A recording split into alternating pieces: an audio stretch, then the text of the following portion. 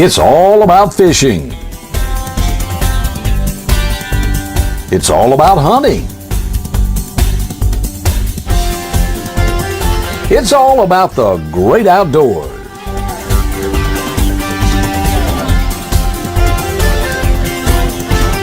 And it's all about outdoors with Captain Roy and Cheryl.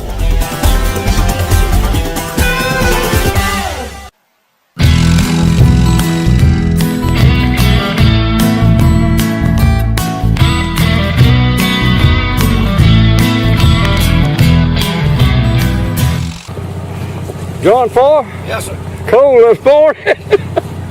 We over here This ain't cold, Cap Roy. over here in Burnt Mill Creek, and everything just about that could go wrong could go wrong. But we're gonna try to catch a fish. Right now we're just gonna troll, cause that tide is really out, John. It's gonna be hard to get around these corners. We're going to give it a shot. Trolling right along here the other day, John. The fella caught the biggest trout we caught right along here between this point right up here in the dock. So Yeah. we're just going to troll a little bit. Watch your back, Cap. Watch your back, Cap Roy. John, that's a pretty good trout, my friend. Yes, sir. Look at that one That'll trout. work. For the first one, that ain't bad, That is ain't bad at all. it? All right. That'll be your time. See, John, let's see what our fish is. I don't know. I'm trying to figure it out. That looks like. I don't know what that is.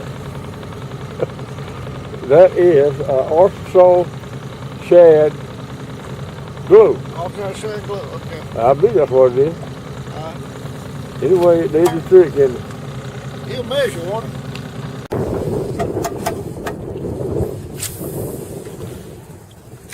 Clip right off down there, we'll get another nice speck right there somewhere, John.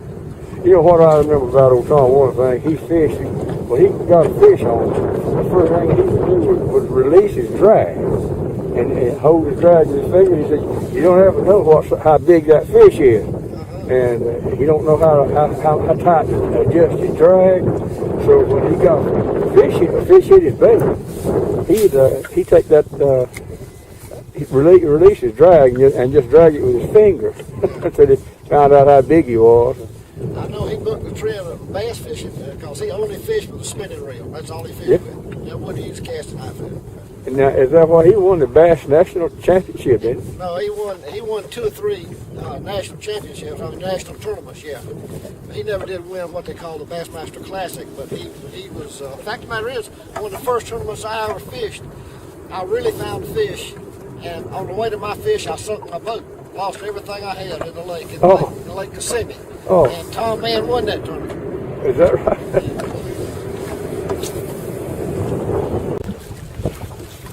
Look at little picture, John. We got another one on there.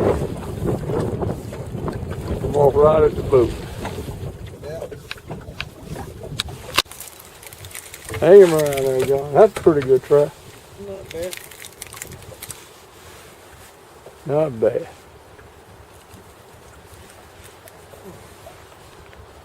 You got the tide. It's just hanging around those joints, not coming in much. It That looked like it. pick up some if the tide start moving. John, just how many you got rigged up there this morning? You got about 3 reels? Yeah. Got some of all of them, I guess. John, you know what? A fella called me yesterday and he wanted to enter my sweepstakes. Said he's from Alabama. And you know, when I hear that name, you know the name that pops up in my mind is Tom Mann. Oh, yeah. And I told him, I said, well, that's where my old fishing buddy Tom Mann started, was in Elba, Alabama. He said, no, he was in New Falls. Yeah. A lot of people don't really realize that Tom, before he was a game warden there in Elba. I didn't know that. The first one I ever fished with was a little plastic worm that Tom made, had spinners on it and 2 hooks. It was rigged up with 2 hooks on it. Yeah. Okay. And it would really catch bass. Yeah. In fact, I caught 2 at one time on it. Oh, just a little small, about the size of a big earthworm. And I thought he called out to Uncle Josh, but I don't know. But as far as I know, that really got him started on this. Right. Anyway, he was a fine gentleman, Tom was. I know you enjoyed fishing with him, and I did too. Yeah, sure did. But he was actually started as a game warden in Elba, Alabama. He was, I think he's full-blooded Indian. He was a good one. He was. The north wind has really got the water pushed out, John.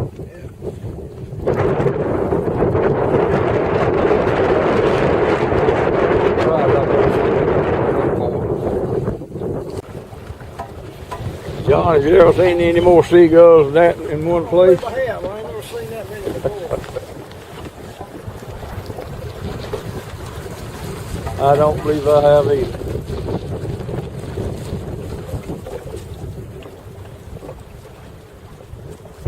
I mean, they're there.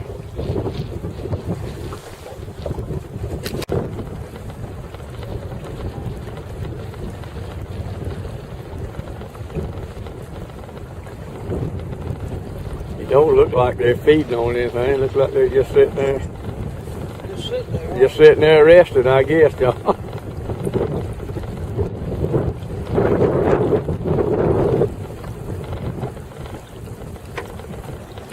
How many do you reckon's in that bunch of birds? There's several hundred, I'd say.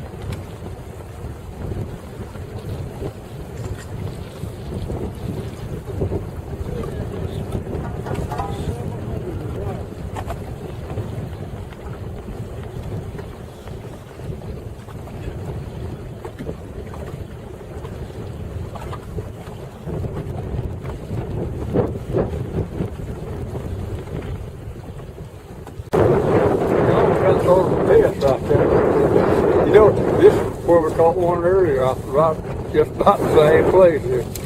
Nice trout. Yeah. Only got a mess out of it. See if I can help you get done tangled. You got him on there, have you, John? Oh, yeah. Take him around here.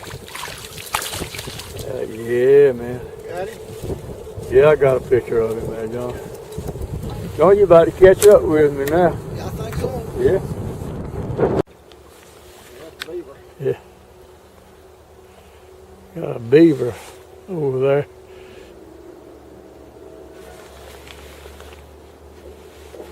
Pretty, ain't it, John? Catch that beaver.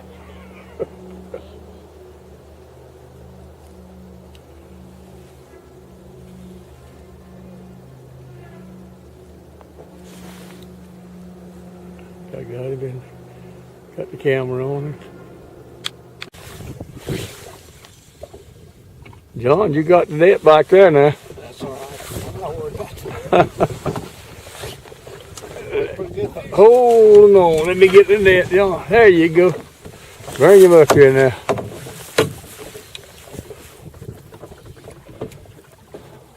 Boy, you're doing her pretty good there, John. There you is. How about that, John? I believe that puts you one ahead of me. There, that's 2 fish in about I don't think I 2, 3, 4 minutes. John, turn that camera off. Yeah, it look like a better one, John. Yeah, that's the best fish there. All right. Where these fish been all day, Captain Roy? They just hiding from us, John. They didn't hide long enough, though, did they? They thought we were going to the house. We just about had. Just about, yeah, that's right. I got the net ready if you get him up this close. Oh, I got him fouled. Got him foul hook, yeah. Thought that was That's one reason he looked so big, you had him foul hook. a foul hook. Yeah. But he's not a bad trout. Not a bad one, John. I tell you what I like about Coram. I like the food, I like the price, I like the quality, I like the quantity of it. But what I like most about Coram Steak and Eggs is I like that friendly atmosphere that I always find when I down out there. It's owned and operated by Linda and Willie Core. They are the original, and they're open 24 hours a day, 7 days a week, and their breakfast out of this world. And my favorite is the world famous Coram Heavenly Hash. Coram Steak and Egg, 804 South Tyndall Parkway.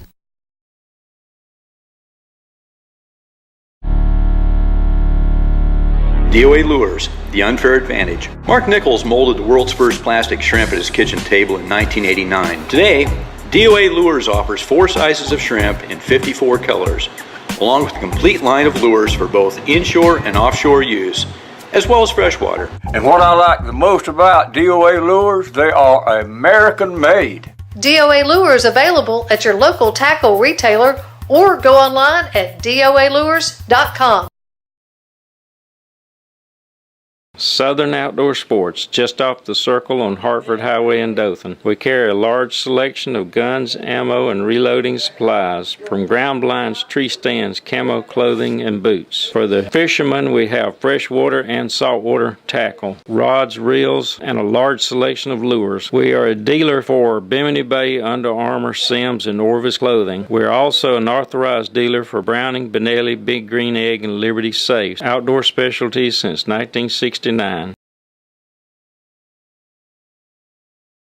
Just imagine Econfina Creek and 6 crystal clear sandy bottom springs, only a short drive from the beach, but a world away. Canoeing, kayaking, picnicking, and swimming, fun for the whole family. But who knew? Well, the secret is out, and families of all ages are enjoying this one-of-a-kind adventure down the creek. As you float downstream with the current, you're surrounded by a canopy of green. Birds sing overhead, and icy cool pools of crystal clear spring water lure swimmers into the pure exhilaration of a bubbling spring. Chances are you've been coming to the beach for years without ever hearing about Econfina Creek or Econfina Creek Canoe Livery, a family-owned and operated business.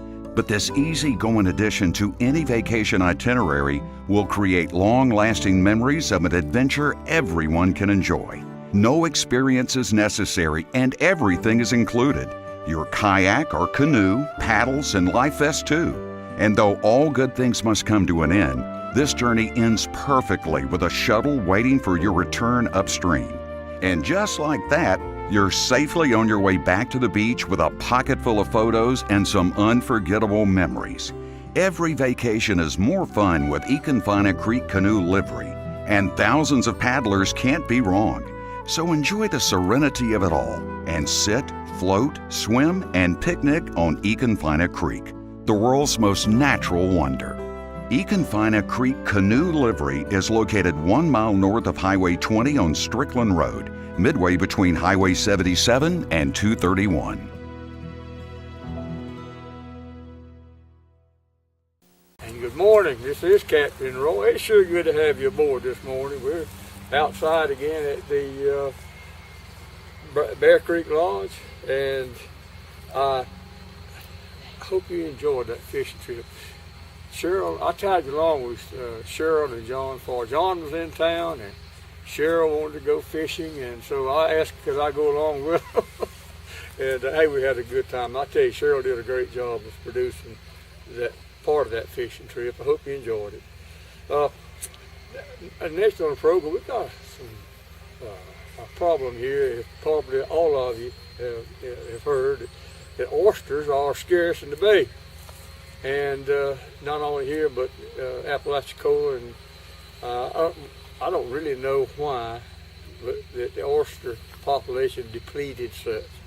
But some folks called me from Southport, and I met with them and shot some film with them, and the County Commissioner Mike Thomas, he took off from his duties and came out and met with these people. And I think they just wanted some insurance that somebody's trying to do something to help them. And they want the public support too. So let's watch this film, and we'll come back after that and do, I think I'll go to my deer stand today. By the way, let me tell you this, get your phone ready, because today, at the end of the program, we're going to have a call-in we're gonna give. I'm not gonna tell you what we're gonna give away. It's gonna be a surprise. But get your phone, have your phone ready, and watch this film. I think you'll enjoy it. Folks, we're gathered up here at McKenzie Landing in Fanning Bayou, and we've kind of got an informal meeting with some of the oystermen up here, and they, of course, are out of work, just about, you might say. And as they told me, they are hurting. And we have got Commissioner Thomas out this morning, and he's going to kind of bring us up to date as much as he knows on where we are and reseeding the bay and getting it back as it was at one time. There was plenty of good oysters, best oysters in the world. Folks, this is David Harris. Now, David is sort of a unique fella.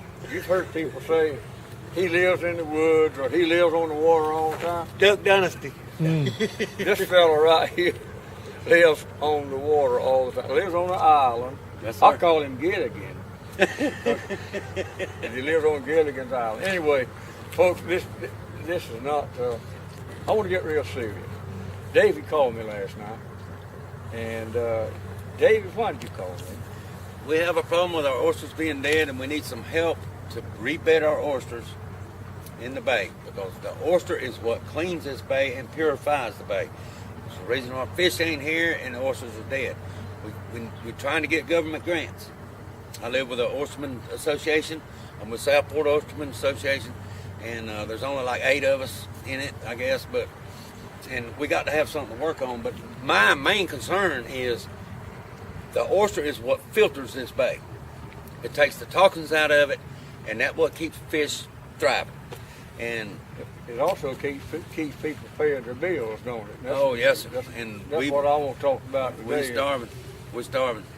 You got people that the bay might say shut down for the oystering, and it's got people shut down. It's got bills that has families, and that goes all the way to the fish house. And them people's got families, and they got, and it's we got to have something to work on. We're trying to get government grants, and I guess I'm real good at oystering, but I ain't too good at getting grants. Well, and we just need a little help from the folks out there, maybe, and try to get some oysters in here, some shells, so we can rebed our beds and start back over. And trying to get this bay back cleaned up, because I'm not saying it's filthy to kill you. It's just they're not producing like they should. And what happened to the oyster population here in North Bay and West Bay? Now that's a By trick the way, question. that's some of the best oysters in the world. Yes, sir. My opinion. And I catch them I catch them all the way to Texas. The best oyster I ever eat was right off Piney Point, right over there. But what happened to them? I haven't had time to research this, but this is just hearsay, I guess. I got to be honest. They're saying BP had something to do with it. Maybe that's just a reaching for some money. I don't know. I feel like we should maybe get it tested and find out. What about the lack of rain, fresh water? That's what I've heard. Well, now they're saying that fresh water killed them, but I don't know if that's true. How come all them oysters up the bayou where it's closed, from that red beacon right there, out is open. Everything up is closed. Well, everything living up that bayou is still alive. Well, we know that oysters have to have some fresh water. A certain amount of fresh water, what makes them grow. That's what we need. That's what makes them grow fast. And it's something else going on, but I think the main thing is bedding them, because all the shells are dead. See, after a certain time, you take them white shells right there, an oyster won't stick to it. It's got to be a green oyster shell for the spat to stick to raise. And we need help getting the shell, and we'll put them out ourselves. We'll put them on the bars, we'll stab some poles up and put them out. That's all we're asking. Okay. I mean, we ain't asking for no handouts, or all I'm asking is just, Lord, we got families to feed and like everybody else. Not knowing anything about the situation, when after you called me and I thought about it, I said, well, we need to get some answers and get a message to the politicians that controls our lives, really. And so I called our county commissioner. I think a lot of you. Mike Thomas. I like Mike Thomas. He's a good fella. Good I fella. asked Mike if he'd be interested in coming. He said, I sure would. The 7th, we're going to have a meeting, And but I'd love for everybody to come. What day is the meeting? 7th of February. February the 7th. Yes, Okay. sir. Yes, sir. And I think Mike will, maybe he can answer some questions and Right. y'all, let us know about where we stand as far as trying to replenish the oysters in this day. Let me thank on Mike and taking out the time to come over here. problem. and Yeah, be no with us. problem. Mike Thomas, our county commissioner. Yes, sir. We're coming together today to bring to everybody's attention about our oyster renourishment acts, the actual danger of what we seen firsthand here in Bay County with our oysters, the situation that's at hand. I guess in the last 18 months, 2 years, we've suffered the biggest depletion of oysters in our area, and we're not talking about just Bay County, but Bay County included has suffered the biggest oyster loss in history ever of all time. Here in Bay County, we have probably 60 to maybe 120 families which get affected here. Yeah, the oysters help my business too. I take folks fishing. If I can't find fish, the oyster is too polluted. The fish are not here. It affects me too. During the season, feeds out of this. during the season of October is our opening season for our commercial water sources. Mike, I want to thank you again. I Yes, think we're sir. about out of time. And That's all right. appreciate you fellas coming. Thank you, sir. Good to see Yes, y'all. sir. Thanks for having us. We'll get her back one day. Hey, I was really surprised at how much these folks out there that catches these oysters knows about them. They knew a whole lot more about them than I did. And I recommend that you do something. Look them up on the internet. Just go to oysters and look at the anatomy of the oysters. I thought they were just to eat. Didn't know that they filter our bay system. Real interesting.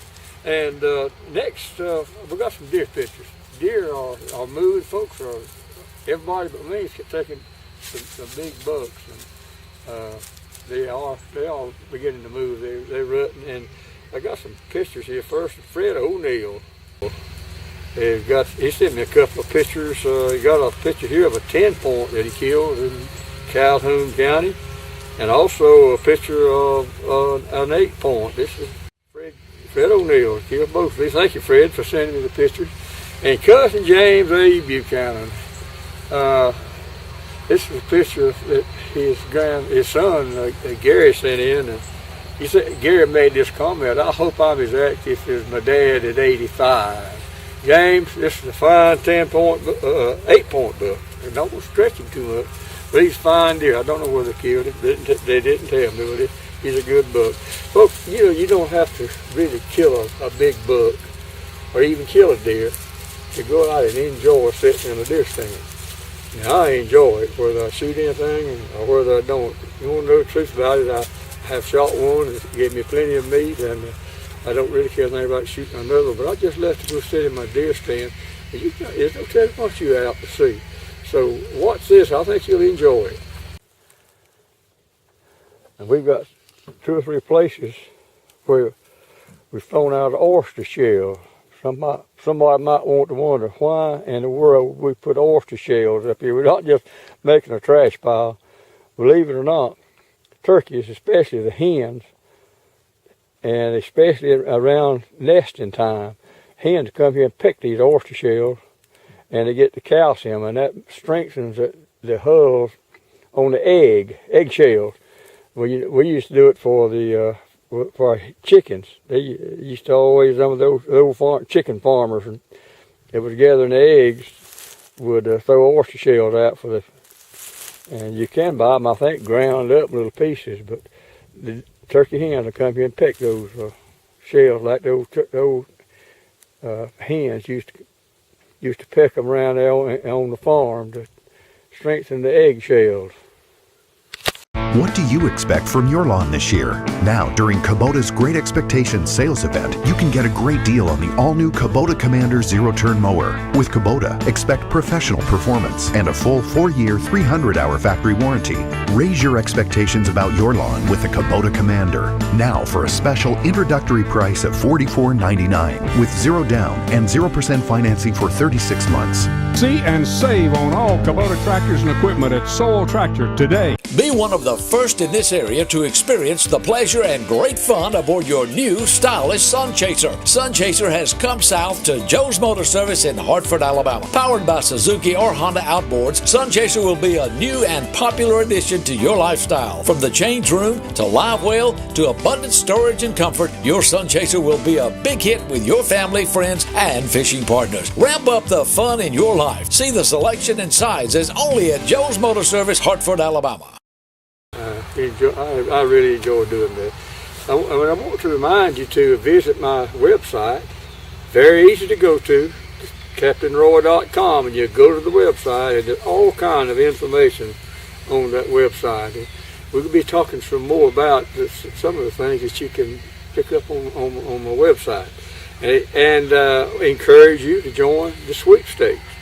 We'll be giving away canoe trips, fishing trips with Captain Roy.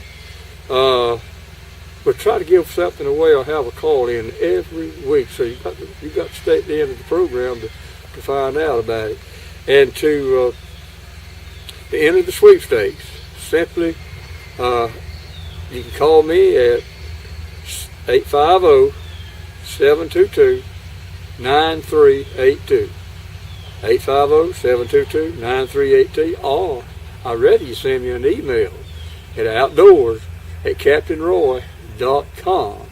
Comment on the program. Tell me what you think about it, what we can do to improve it. This program is for you to enjoy, those that enjoy the great outdoors. That's what it's all about. And this morning, get your phones ready. We are going to have a call in, and this morning we're going to give away a Pick 5 from Registered Meat Company. Pick 5, that's 5 packages of meat. And be sure to get some of those baby link sausage. Boy, I love those things. But you'll have your choice. But now here's the catch. You have to go to their store. And the store is in Cottondale, just north of Highway 90 on the right. It's their country store, Registered Country Store. You've got to go there and pick up the meat. But it's worth a drive up there. You're talking about probably $30 worth of registered sausage or bacon or ham, whatever you'd like to have. Call this number, 850-722-9382. 850-722-9382. Thank you for watching the program. Be sure to tune in again next week at the same time, and remember to always, folks, try to be as good to him as he is to you. Good day.